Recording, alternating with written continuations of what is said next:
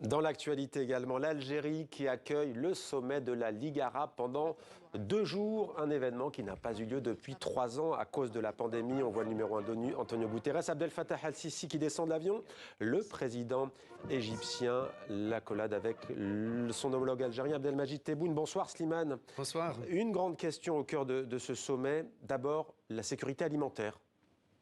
Conflit russo-ukrainien oblige, cela fait que des pays comme l'Égypte et l'Algérie, qui sont parmi les plus gros importateurs de blé du monde, en dépendent.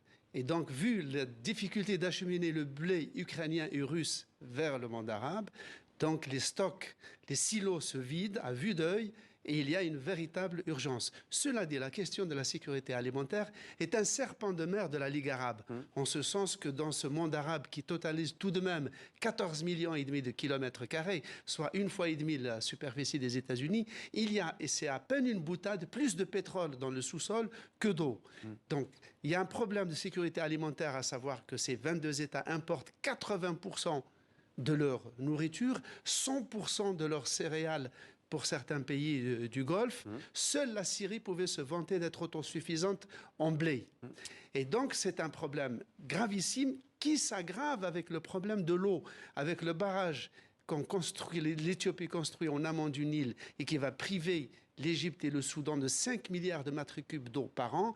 Et surtout, on en parle très très peu, en Mésopotamie, où les Turcs construisent en amont de l'Euphrate et du Tigre une vingtaine de barrages, et déjà le sol mésopotamien est envahi par la remontée des sels.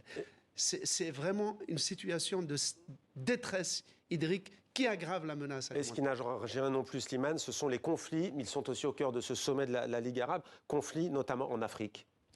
En Afrique, parce que la moitié des 22 États arabes sont en Afrique, et les 2 tiers des Arabes sont des Africains.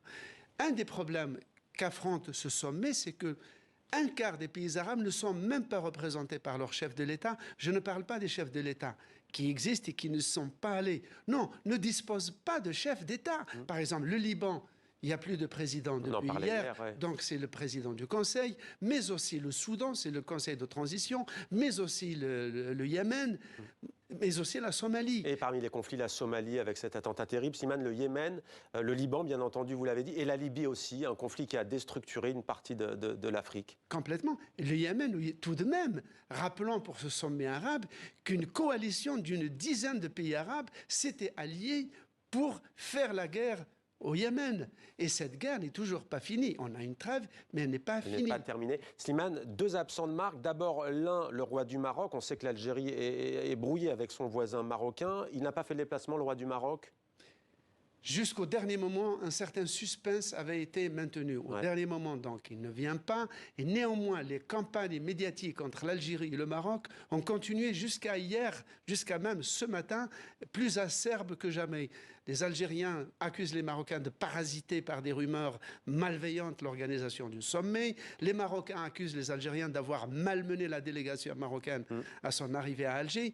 Bref, mais le fait qu'il y ait eu un représentant du Maroc en Algérie, en l'occurrence le ministre des Affaires étrangères, est en soi un signe positif. Et un symbole, Slimane, et un symbole. Le prince héritier saoudien, Mohammed Ben Salman, fait partie aussi des grands absents. Pourquoi ne s'est-il pas déplacé? Alors, il y a plusieurs hypothèses, dont celle qui voudrait que, en réconciliant le Hamas, qui est la bête noire de l'Arabie saoudite, et des Émirats arabes unis qui ont banni les frères musulmans dont le Hamas est membre. Donc le fait que l'Algérie, il y a 3 semaines, a ramené les responsables du Hamas à Alger avec les responsables du Fatah pour établir enfin une réconciliation entre les 2 portions de la Palestine, c'est-à-dire la bande de Gaza, Oran et le Hamas, et la Cisjordanie, Oran et le Fatah, le fait d'avoir remis en selle d'une certaine manière, d'avoir donné une certaine caution arabe au Hamas, a peut-être porté ombrage à ce sommet. Merci beaucoup, Slimane.